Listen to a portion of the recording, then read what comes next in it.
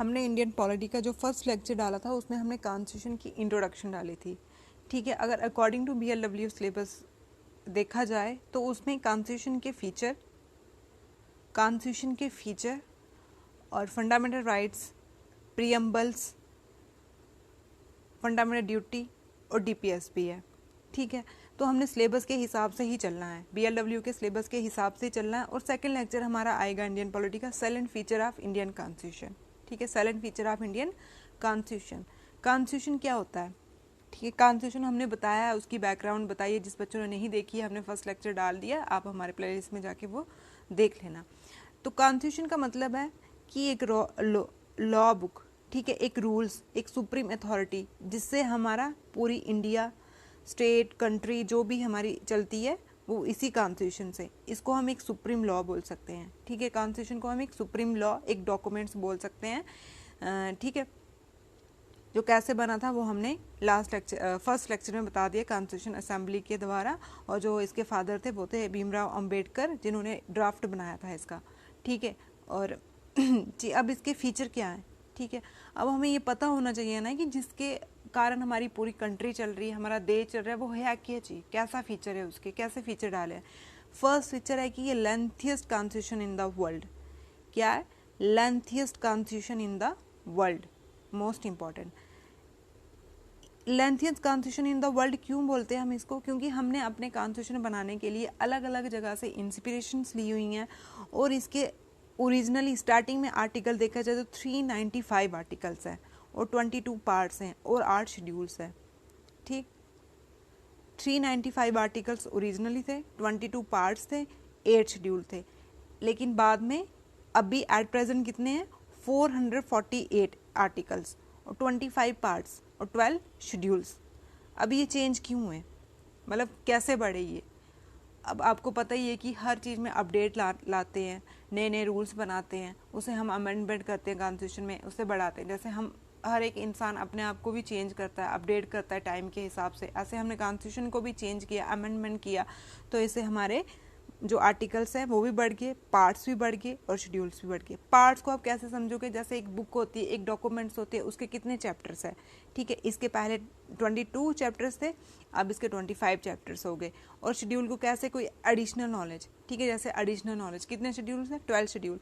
आपको डायरेक्टली ऐसे भी पूछ सकते हैं कि एट प्रेजेंट कितने आर्टिकल्स हैं, ठीक है। कितने आर्टिकल्स हैं? 448, ठीक है, 448 और 25 पार्ट्स और 12 शेड्यूल्स, ठीक है। 448 आर्टिकल्स, 25 पार्ट्स, 12 शेड्यूल्स, ठीक। अब इसको लेंथीएस्ट क्यों बोलते हैं? हमने बोला कि ये सबसे बड़ा, अगर USA में देखा तो 7 आर्टिकल्स है, चाइना में देखो तो 138 आर्टिकल्स है, लेकिन हमारे इंडियन कॉन्स्टिट्यूशन में 448 आर्टिकल्स, 25 पार्ट्स और 12 शेड्यूल्स हैं। और हमने बहुत सी कंट्रियों से हमने इंस्पिरेशन लेके इसका ड्राफ्ट बनाया हुआ है, इसको बनाया हुआ है। जैसे फंडामेंटल कहीं से लिए हुए, पार्लियामेंट कहीं से लिया हुआ, वो जब हम पढ़ेंगे तो हम बता देंगे, तभी हम इसको lengthiest constitution in the world. First characteristic यही था कि lengthiest constitution in the world. अब सेकंड, ये सिंगल कॉन्स्टिट्यूशन, मतलब एक ही कॉन्स्टिट्यूशन, ठीक है, एक ही डॉक्यूमेंट से, ये सिंगल बुक की है, ठीक है। और थर्ड है कि ये सॉवरन है, सोशलिस्ट है, सेकुलर है, डेमोक्रेटिक है, रिपब्लिक है। क्या क्या है ये? Sovereign, socialist, secular, democratic, Republic. और जो सोशलिस्ट, सेकुलर और इंटीग्रेटी है, ये हमने प्रीएम्बल में 42nd अमेंडमेंट 1976 में ऐड किया था, ठीक है। जो सोशलिस्ट, सेकुलर, इंटीग्रेटी, जब हम प्रीएम्बल पढ़ेंगे उसमें भी हम इसको बता देंगे कि एक ही बार अमेंडमेंट हुई है प्रीएम्बल में, 42nd अमेंडमेंट 1976, उसमें हमने सोशल, सेकुलर और इंटीग्रिटी, एसआई से भी आप लर्न कर सकते हो, ठीक। अब इसका जो सॉवरन है, सॉवरन का क्या मतलब है? एब्सोल्यूट इंडिपेंडेंट, ठीक। क्या है सॉवरन का मतलब? Absolute independent. एब्सोल्यूट इंडिपेंडेंट का मतलब कि अपना रूल्स, है ना, अपने रूल्स। कोई बाहर की कंट्री आके इस पे ये नहीं बोल सकती कि हाँ आपने ये रूल बना दिए, ये कानून बना दिए। जैसे हमारे घर में एक हेड होते हैं, फादर्स होते हैं, है ना, वो एक रूल्स बनाते हैं, किसी का दबाव थोड़ी ना सुनेंगे कि हाँ ये है वो है, ठीक है। ऐसे ये सॉवरन है कि एक्सटर्नल अग्रेशंस बाहर के लोग आके ये नहीं बता सकते कि हाँ ऐसा रूल बनाया। ये अपने देश के बारे में, अपने स्टेट्स के बारे में, अपनी कंट्री के बारे में खुद सोच सकता है। तो ये हो गया सॉवरन, हायर अथॉरिटी। दूसरा कैरेक्टरिस्टिक है सोशलिस्ट। सोशलिस्ट का मतलब होता है इक्वल डिस्ट्रीब्यूशन। इक्वल डिस्ट्रीब्यूशन, चाहे कोई गरीब हो, अमीर हो, ठीक है, लोअर क्लासेस के हों, अमीर हो, उन सभी को बराबर देना। जैसे आपको पता है कि बहुत सी स्कीम्स वगैरह लाई हैं, नरेगा स्कीम्स, बेटी बचाओ बेटी पढ़ाओ, ठीक है। ये है कि ये सोशलिस्ट हमारा कॉन्स्टिट्यूशन हमें ये बताता है कि हमने हर एक किसी के बारे में सोचना, चाहे गरीब से गरीब हो, अमीर के बारे में तो क्या सोचना, वो खुद ही अमीर है पहले, कि सभी को इक्वल डिस्ट्रीब्यूशन हो। जैसे BPL की स्कीम है, APL की स्कीम है, ठीक है। तो ये सोशलिस्ट कैरेक्टरिस्टिक में आता है। वेलफेयर करना। सेकुलर का मतलब होता है कि नो स्टेट रिलीजन। हमारे स्टेट में कोई एक पर्टिकुलर रिलीजन नहीं है कि हाँ हिंदुज़म कंट्री है, मुस्लिम कंट्री है ना, क्रिश्चियन कंट्री है, कोई रिलीजन्स नहीं है, ठीक है, कोई रिलीजन नहीं है हमारे स्टेट का, ठीक है। ये फंडामेंटल आर्टिकल 25 से लेके 28 पार्ट में भी आता है, ठीक है। कौन से फंडामेंटल आर्टिकल में? 25 से लेके 28 तक रिलीजियस के बारे में, वो हम पढ़ेंगे वहाँ पे भी। सेकुलर का मतलब कोई भी बंदा किसी भी धर्म में कन्वर्ट हो सकता है, ठीक है, कोई स्टेट रिलीजियस नहीं है। तो तभी यहाँ पे हिंदू, मुस्लिम, सिख ईसाई सारे आपस में रहते हैं, मिलजुल के रहते हैं। उसके बाद है डेमोक्रेसी का क्या मतलब होता है कि रूल बाय पीपल्स, ठीक है, रूल बाय पीपल। एक स्टेट में भी है कि rule by people, for people, ठीक है। ये अब्राहम लिंकन ने स्टेटमेंट दी थी, rule by people, for the people, ठीक है, बाय द पीपल। ये किसने दी थी? अब्राहम लिंकन ने दी थी। और डेमोक्रेसी का मतलब होता है कि लोगों का रूल्स, है ना। डेमोक्रेसी का मतलब क्या होता है? लोगों का रूल। ये भी हमारे कॉन्स्टिट्यूशन में लिखा हुआ है। अब लोगों का रूल कैसे? जैसे हम वोट देते हैं, है ना, हम लोग ही वोट देते हैं तो हमारे प्राइम मिनिस्टर बनते हैं, है ना, हमारे प्राइम मिनिस्टर बनते हैं, MLA बनते हैं। Prime minister head of government, जो गवर्नमेंट का हेड होता है वो बनते, किसके कारण? हमारे कारण। क्यों बने? वो हमारे लिए बने हुए हैं, ठीक है। अब ये नहीं है कि हमने उनको कुछ नहीं बोलना, कुछ लोग डरते हैं। अब ये पॉलिटी ऐसी चीज़ है कि ये एक एग्ज़ाम के लिए नहीं, ऐसे भी पता होने चाहिए, ठीक है। ये गवर्नमेंट क्यों बनी? हमारे लिए बनी हुई है, हम इसको चुनते हैं। हम एक डेमोक्रेटिक कंट्री में, मोनार्क कंट्री में नहीं रहते कि जहाँ पे जैसे पहले राजा को रूल ही चलता था तो राजा की बात सुननी पड़ती थी। ये एक डेमोक्रेसी कंट्री है कि लोग अगर इकट्ठे होकर कोई रूल चेंज करना चाहे तो चेंज भी कर सकते हैं, ठीक है। ये लोगों का रूल है, तो डेमोक्रेसी उसको ही बोलते हैं। उसके बाद है रिपब्लिक का मतलब कि जो हमारे हेड ऑफ स्टेट है, हेड ऑफ स्टेट कौन होता है? प्रेसिडेंट। और हेड ऑफ गवर्नमेंट कौन होता है? Prime minister. जो हमारे हेड ऑफ स्टेट हैं वो चुन के आते हैं, हमारे द्वारा चुन के आते हैं, मतलब इनडायरेक्ट चुन के आते हैं। जैसे हमने MLA को चुना है, जैसे हमारे कॉन्स्टिट्यूंसी में इलेक्शंस होती है, हम MLA को चुनते हैं, फिर MLA आगे चुनते हैं, ठीक है। तो लेकिन इनडायरेक्टली देखा जाए तो हमने ही चुना है इनको, पर जो इलेक्टेड चुन के आते हैं उसको हम बोलते हैं रिपब्लिक। जो चुन के आते हैं उनको क्या बोलते हैं? रिपब्लिक। जैसे हमारे head of the state president की इलेक्शन इनडायरेक्टली होती है, सिंगल वोट ट्रांसफर बोलते हैं उसको। जैसे हम लोग जो MLA MP वगैरह MLA चुनते हैं, मेंबर ऑफ लेजिस्लेचर असेंबली चुनते हैं, वही आगे वोटिंग करते हैं तो हमारे राष्ट्रपति आते हैं, ठीक है। आपको डेमोक्रेसी के बारे में पता चल गया को, लोगों का रूल। और रिपब्लिक का मतलब है कि जो इलेक्टेड चुन के आते हैं, ठीक है। ऐसी कंट्री है हमारी, कितनी अच्छी कंट्री है, देखो इसमें कितने अच्छे अच्छे फीचर है, सोशलिस्ट, सेकुलर, डेमोक्रेसी, रिपब्लिक, हमें इतने रूल्स मिले हुए हैं, ठीक। उसके बाद है parliamentary form of democracy.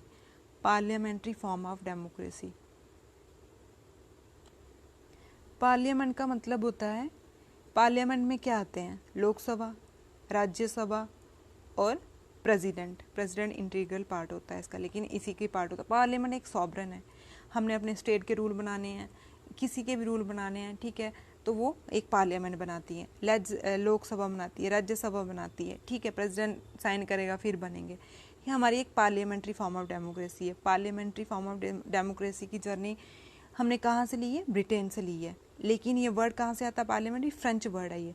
Journey कहाँ से ली है, कहाँ से इंस्पिरेशन ली है? ब्रिटेन से, ठीक है, यूके से, ब्रिटेन से ली हुई है।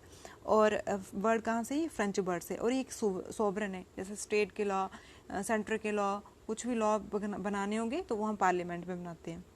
ठीक है, पार्लियामेंट बनाते हैं। और ये रिस्पॉन्सिबल गवर्नमेंट, रिस्पॉन्सिबल गवर्नमेंट क्यों बोलते हैं कि एग्जीक्यूटिव रिस्पॉन्सिबल टू लेजिस्लेचर। आपको पता है कि गवर्नमेंट के 3 टाइप्स होती हैं, है ना। गवर्नमेंट की कितनी टाइप्स होती हैं, बहुत सी फॉर्म होती है, ऐसे मोस्टली 3 फॉर्म। एक और होती है मीडिया, ठीक, एक होती है लेजिस्लेटिव, एग्जीक्यूटिव्स, जुडिशरी, फोर्थ होती है मीडिया। जो लेजिस्लेटेड होते हैं वो लॉ बनाते हैं, ठीक है, वो लॉ बनाते हैं। वो कौन होते हैं, लोकसभा राज्यसभा में जो पार्लियामेंट में बैठते हैं MP MLA, वो लॉ बनाते हैं। और एग्जीक्यूटिव कौन होते हैं, जैसे पार्लियामेंट, कैबिनेट मिनिस्टर, वो इस लॉ को क्या करते हैं, आगे इम्प्लीमेंट करते हैं, ठीक है, इम्प्लीमेंट करते हैं। अब देखो, इन्होंने लॉ बनाया तो इन्होंने इम्प्लीमेंट किया, है ना। लेजिस्लेचर ने लॉ बनाया तो एग्जीक्यूटिव ने आगे इम्प्लीमेंट किया। तो मतलब क्या है कि ये इन पे रिस्पॉन्सिबल है ना, ये इन पे रिस्पॉन्सिबल है। जैसे हमारे पेरेंट्स पैसे कमाते हैं, हमें स्कूल में डालते हैं, तो हम किस पे रिस्पॉन्सिबल हैं, अपने पेरेंट्स पे रिस्पॉन्सिबल है। ऐसे ही ये लेजिस्लेचर अगर लॉ बनाएगी तो एग्जीक्यूटिव आगे उसको एग्जीक्यूट करेगी, इम्प्लीमेंट करेगी। तो हमारी कौन सी गवर्नमेंट है, पार्लियामेंट्री फॉर्म ऑफ डेमोक्रेसी है, लेकिन रिस्पॉन्सिबल गवर्नमेंट है ना, रिस्पॉन्सिबल गवर्नमेंट। एग्जीक्यूटिव लेजिस्लेचर पे क्या होती है, डिपेंड होती है, रिस्पॉन्सिबल होती है। ये कौन से आर्टिकल में आता है, आर्टिकल 79, ठीक है, आर्टिकल 79 में आता है। उसके बाद हमने 3 गवर्नमेंट के फॉर्म पढ़े, लेजिस्लेटिव, एग्जीक्यूटिव और जुडिशरी। जुडिशरी में जैसे सुप्रीम कोर्ट, हाई कोर्ट, ये आते हैं। जैसे हमने कोई भी लॉ बनाया, रूल्स बनाया, उसको इम्प्लीमेंट किया, तो इसको फाइनल अथॉरिटी चेक कौन करता है, जुडिशरी करता है, ठीक है, सुप्रीम कोर्ट वगैरह करते हैं। उसके बाद आते हैं फंडामेंटल राइट्स। फंडामेंटल राइट्स एक मौलिक अधिकार भी बोलते हैं, एक पर्टिकुलर इंडिविजुअल के अधिकार, ठीक है, एक इंडिविजुअल के अधिकार, हमें अधिकार मिले हुए हैं। ये ऐसे भी पता होना चाहिए। ये आर्टिकल 12 से 35 तक आते हैं, 12 से 35 तक। फंडामेंटल राइट किस में आते हैं, 12 से लेके 35 तक आते हैं, ठीक है, 12 से लेके 35 तक आते हैं। और कहाँ से लिए हमने ये, कहाँ से हमने इसका इंस्पिरेशन लिया हुआ है, USA से लिया हुआ है। पार्ट कौन से में आते हैं, 3rd पार्ट में आते हैं। पार्ट मतलब कि कौन से चैप्टर में आते हैं, 3rd चैप्टर में आते हैं, ठीक है, 3rd चैप्टर में आते हैं, ये 3rd चैप्टर में आते हैं। और आर्टिकल 12 से लेके 35 तक आते हैं। और उसके बाद USA में जब हम फंडामेंटल राइट्स को अलग से पढ़ेंगे तो ये मैं ट्रिक से बताऊंगी आपको कौन कौन से फंडामेंटल राइट। और ये हमारे लिए ऐसे भी इम्पॉर्टेंट है एक इंडिविजुअल के लिए, क्योंकि ये इंडिविजुअली एक पर्टिकुलर इंसान के लिए होते हैं कि हमें इक्वालिटी होनी चाहिए, हमें फ्रीडम स्पीच होनी चाहिए।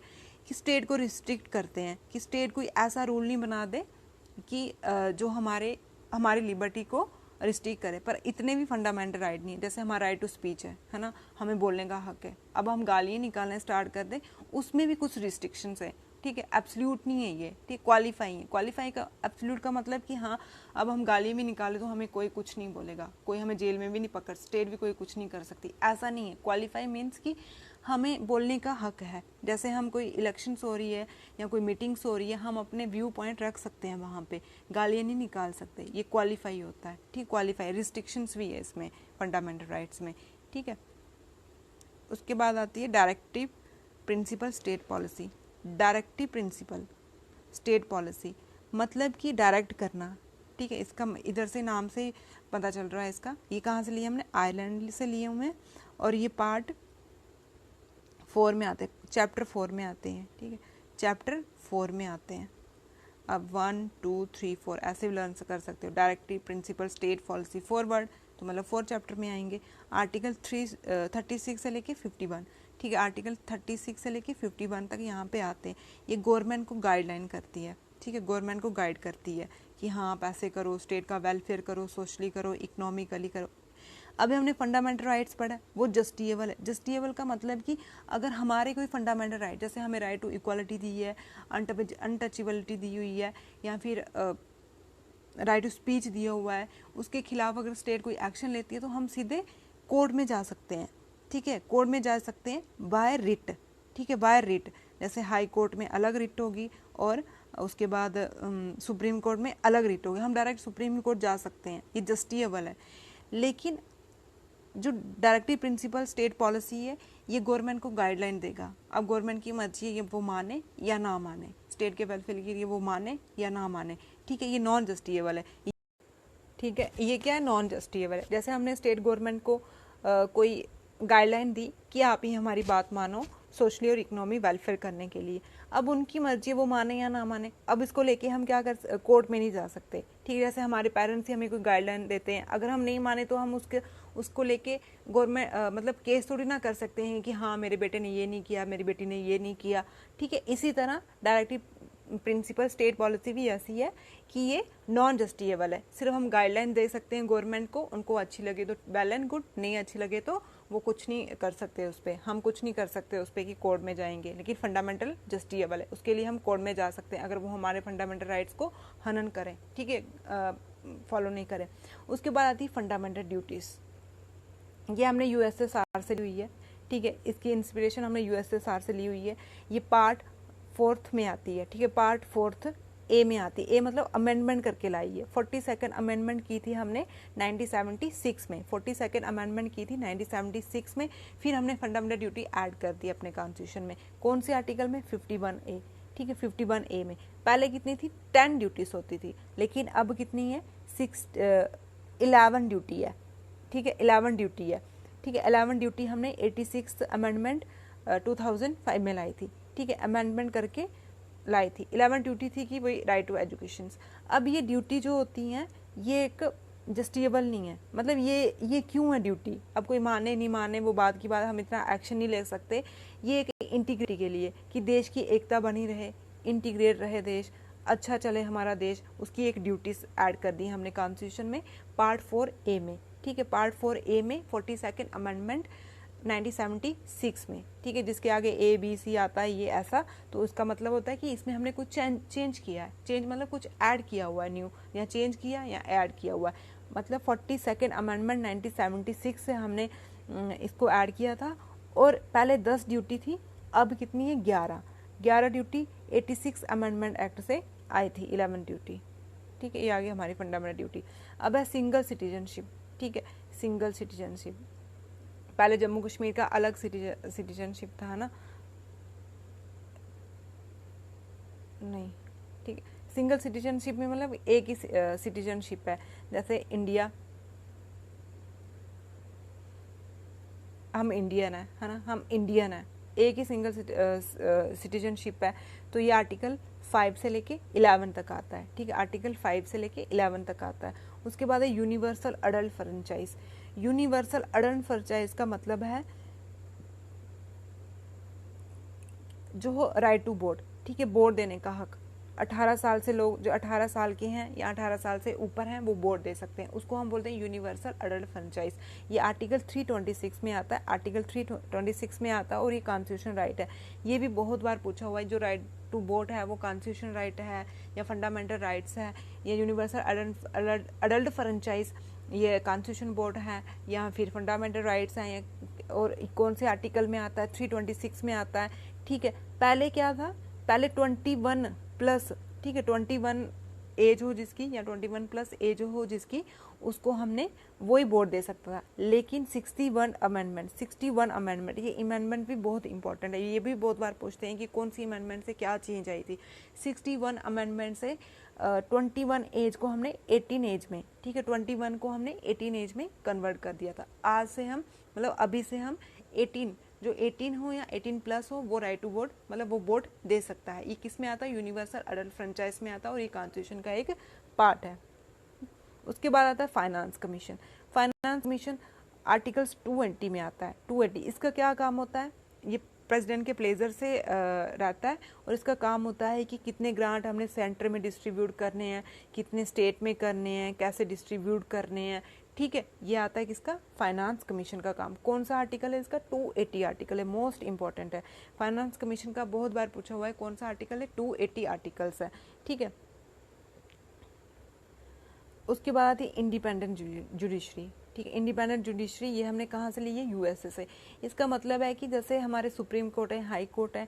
सुप्रीम कोर्ट मतलब कोई भी सुप्रीम कोर्ट का क्या काम होता है कि जैसे हमने कोई लॉ बनाया, रूल बनाया, वो गलत है या ठीक है, उसको चेक करता है। इसके ऊपर किसी का दबाव नहीं है, राष्ट्रपति का या प्राइम मिनिस्टर का किसी का दबाव नहीं है कि हाँ ये रूल ऐसा है या हम आपको पैसे दे देंगे, ऐसा है, ये ठीक बनाया है, जो भी है, ठीक है। ये इंडिपेंडेंट है, खुद डिसीजन ले सकता है, किसी के बोलने के ऊपर नहीं डिसीजन ले सकता है, ठीक है। इसमें सुप्रीम कोर्ट, हाई कोर्ट, फिर उसके बाद डिस्ट्रिक्ट कोर्ट, ठीक है, वो आते हैं। एमरजेंसी प्रोविजंस, एमरजेंसी प्रोविजन हमने गवर्नमेंट ऑफ इंडिया एक्ट 1935 से लिया। 70% हमने कहाँ से लिया हुआ है अपना कॉन्स्टिट्यूशन, कहाँ से इंस्पिरेशन किस पे बेस है, गवर्नमेंट इंडिया एक्ट 1935 का जो है, ठीक है। एमरजेंसी प्रोविजंस का मतलब होता है कि आपातकालीन सिचुएशन, जैसे कोरोना वायरस की सिचुएशन आ गई है, मतलब वो एक अलग कंडीशन है, मतलब ऐसी कंडीशन। ये 3 टाइप्स की होती है, 3 टाइप्स की होती है, नेशनल, कॉन्स्टिट्यूशनल, फाइनेंस, ठीक है। नेशनल, कॉन्स्टिट्यूशन और फाइनेंस। नेशनल में 352 आर्टिकल्स आता है, नेशनल में 352 आर्टिकल्स आता है, कॉन्स्टिट्यूशन में 356 आर्टिकल आता है और फाइनेंशियल में 360 आता है। कॉन्स्टिट्यूशन को हम प्रेसिडेंट रूल भी बोलते हैं, कॉन्स्टिट्यूशन को हम क्या बोलते हैं, प्रेसिडेंट रूल भी बोलते हैं, ठीक है। नेशनल इमरजेंसी क्या होती है, नेशनल इमरजेंसी 3 कंडीशंस हैं इसकी, वार पे, आर्म्ड रेबेलियन पे, या फिर एक्सटर्नल अग्रेशन में। जैसे वॉर हो रही है, एक 3 बार लगी भी है ये, जैसे 1972 की वॉर थी, इंडिया पाकिस्तान की वॉर थी, उस टाइम में भी हमने नेशनल इमरजेंसी लगाई थी, ठीक है। नेशनल इमरजेंसी का मतलब कि सेंटर का रूल, और नेशनल इमरजेंसी 352 आर्टिकल्स में आती है जब कोई लड़ाई शड़ाई आपातकालीन सिचुएशन पर जाती है, ठीक है, अब नॉर्मल कंडीशन बन जाती है। और कॉन्स्टिट्यूशनल इमरजेंसी, कॉन्स्टिट्यूशनल इमरजेंसी को हम बोलते हैं प्रेसिडेंट रूल, प्रेसिडेंट रूल लग गया। जम्मू कश्मीर में तो बहुत बार लगा हुआ है ये कब लगता है कि जब जब स्टेट गवर्नमेंट सेंटर के रूल नहीं फॉलो करती है, ठीक है, या उनकी गवर्नमेंट नहीं अच्छी होती है, तो उस टाइम क्या लगता है, प्रेसिडेंट रूल लगता है या फिर कॉन्स्टिट्यूशन इमरजेंसी लगती है। ये आर्टिकल 356 में आती है। फाइनेंशियल इमरजेंसी, अभी कोरोना में सोच रहे थे कि हाँ शायद फाइनेंशियल इमरजेंसी लगे, लेकिन नहीं, हमारा अभी फाइनेंशियल सिस्टम, हमारा अभी जो पैसे वाला सिस्टम है, इकोनॉमिकली सिस्टम है, हम अभी ठीक है। तो ये अभी तक आज तक ये 360 इमरजेंसी नहीं लगी हुई है, ठीक है। ये बहुत इंपॉर्टेंट है। नेशनल इमरजेंसी 352 आर्टिकल्स में आती है, कॉन्स्टिट्यूशन या प्रेसिडेंट इमरजेंसी 356 में आती है, फाइनेंशियल 360 में। अब ऐसे पूछ सकते हैं कौन सी ऐसी इमरजेंसी है जो एक बार भी नहीं लगी है, फाइनेंशियल इमरजेंसी कौन से आर्टिकल में आती है, 360 में आती है, ठीक है। उसके बाद है इंडिपेंडेंस एजेंसी। इंडिपेंडेंस एजेंसी का मतलब है कि ये इंडिपेंडेंटली काम करती है, किसी के दबाव में आकर काम नहीं करती है। इसमें आते हैं इलेक्शंस कमीशन, ठीक है, इलेक्शन कमीशंस जो इलेक्शन करवाती है प्रेसिडेंट के, स्टेट लेजिस्लेचर के, वाइस प्रेसिडेंट के, ठीक है, वो इलेक्शन करवाती है, ठीक। इलेक्शन कमीशन, ये आर्टिकल है 324, ये अपने हिसाब से रूल्स बनाती है, अपने हिसाब से काम करती है, इंडिपेंडेंट एजेंसी है। और कंट्रोलर ऑडिटर जनरल्स, ये आते हैं आर्टिकल 148 में। ये क्या करते हैं, अकाउंट्स को देखते हैं, अकाउंट्स को ऑडिट करते हैं, अकाउंट्स को ऑडिट करते हैं सेंटर के, स्टेट के, ठीक है। और उसके बाद यूनियन और स्टेट पब्लिक सर्विस कमीशन, ठीक है, जो यूपीएससी होती है, आर्टिकल 315 में आता है, जिसमें ब्यूरोक्रेट वगैरह चुनते हैं, ये भी अपने एग्जाम वगैरह कंडक्ट करवाती है, ये भी एक इंडिपेंडेंट एजेंसी। ऐसे पूछ सकते हैं कि इंडिपेंडेंट एजेंसी कौन सी है। इलेक्शन कमीशन कौन से आर्टिकल में आती है, 324 में। 324 में कौन सी इमरजेंसी आती है, इलेक्शन कमीशन, ठीक है। और कंट्रोलर ऑडिटर जनरल किस में आता है, 148 में। कौन से आर्टिकल में आता है, 140। ये कुछ ऐसे आर्टिकल होते हैं बहुत इंपॉर्टेंट है, लेकिन 442 आर्टिकल है, ये सारे के सारे हमने लर्न थोड़ा ना करने हैं। कुछ ऐसे इंपॉर्टेंट आर्टिकल्स हैं जो अमेंडमेंट करके आए हुए हैं, या जैसे फाइनेंशियल कमीशन है, ये इंपॉर्टेंट आर्टिकल्स हैं, ये आपको पता होना चाहिए। यूपीएससी है जैसे, ये आर्टिकल 315 में आती है, ठीक है। अब उसके बाद आता है क्वाजी फेडरल्स। क्वाजी फेडरल्स का मतलब है हमारी जो कॉन्स्टिट्यूशन है वो क्वाजी फेडरल, यूएसए की ये फेडरल। क्वाजी फेडरल, फेडरल मतलब जैसे आपको पता है हमारी 3 लिस्ट होती है, स्टेट लिस्ट, यूनियन लिस्ट, है ना, स्टेट लिस्ट, यूनियन लिस्ट और सेंट्रल लिस्ट। जैसे स्टेट के जो रूल्स वगैरह होंगे वो किस में होते हैं, स्टेट लिस्ट में होते हैं, और एक स्टेट ही बनाती है, ये हो गया फेडरल। यूनिटरी होती है कि जो सेंट्रल रूल, जैसे नेशनल इमरजेंसी लग जाए तो उस टाइम स्टेट रूल कोई काम नहीं करता है, तो एक सेंटर काम करती है, उसको हम बोलते हैं यूनिटरी। ये दोनों मिक्सअप और हमारा इंडिया का क्या है, क्वासी फेडरल्स, ठीक है, क्वासी फेडरल। ये हैं हमारे कॉन्स्टिट्यूशन के इंपॉर्टेंट फीचर, ये बहुत इंपॉर्टेंट है, यही है पूरी पॉलिटी हमारी, ठीक है, यही है पूरी पॉलिटी जो सिलेबस में है, वो हम उसी के हिसाब से पढ़ेंगे। और प्लीज़ अगर आपको अच्छी लग रही है तो ज़्यादा से ज़्यादा शेयर करो, हमें भी थोड़े मोटिवेट मिले, हम भी आपके लिए ऐसे ऐसे लेक्चर लेके आएँ। Thank you.